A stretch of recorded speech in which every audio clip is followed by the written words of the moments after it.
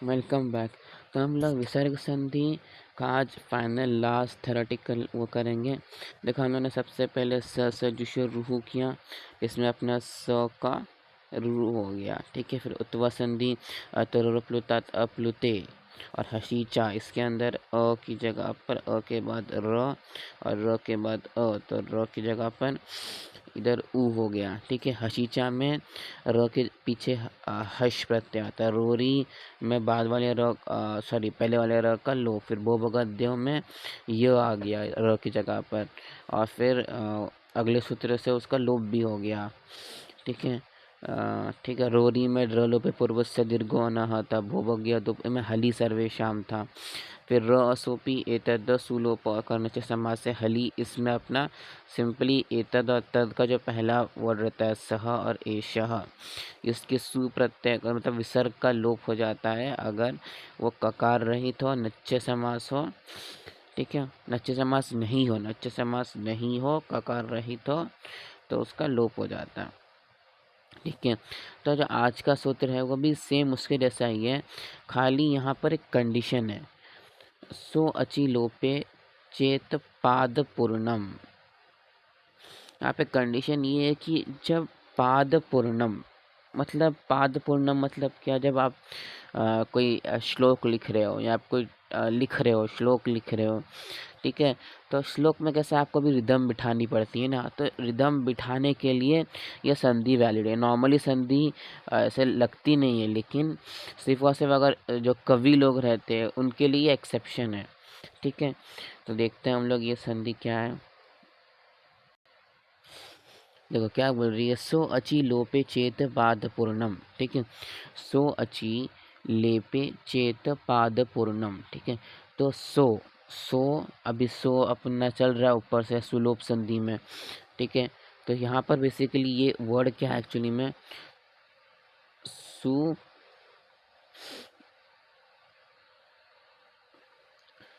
सु और अची, ठीक है, और फिर लोपे, तो सु अची लोपे ऐसा पढ़ो। तो सु के बाद में अगर अच रहेगा तो भी उसका लोप कर सकते, चेत पाद पूर्णम, ठीक है। पाद पूर्ण करने के लिए, सेंटेंस कंप्लीट करने के लिए हम लोग अगर बाद में अच प्रत्याहार है, अच प्रत्याहार है तो भी अपन सु का लोप कर सकते हैं, लेकिन किसके लिए, पाद पूर्ण के लिए, ठीक है।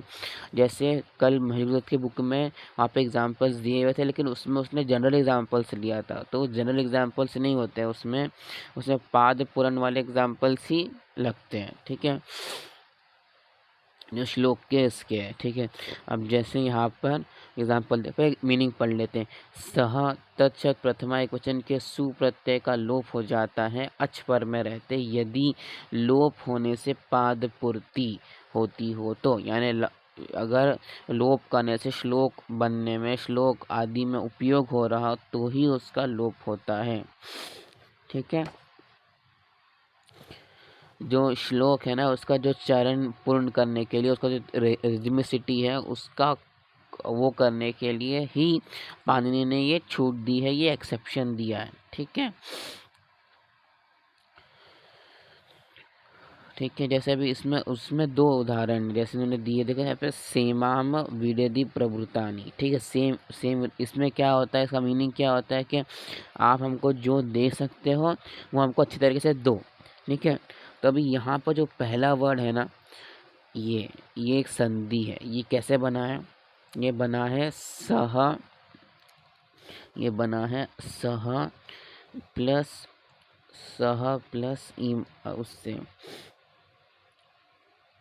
सह और उसके आगे, एक मिनट, हाँ, सस इमाम, हाँ बराबर इमाम ही है, ठीक है।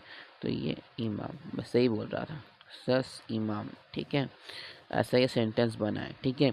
तो ये सस, तो अभी इसमें क्या हो गया, इसमें बेसिकली सह, तो अपना जो सूत्र लोप विसर्जनीय, उससे स की यहाँ पे स हो गया, ठीक है।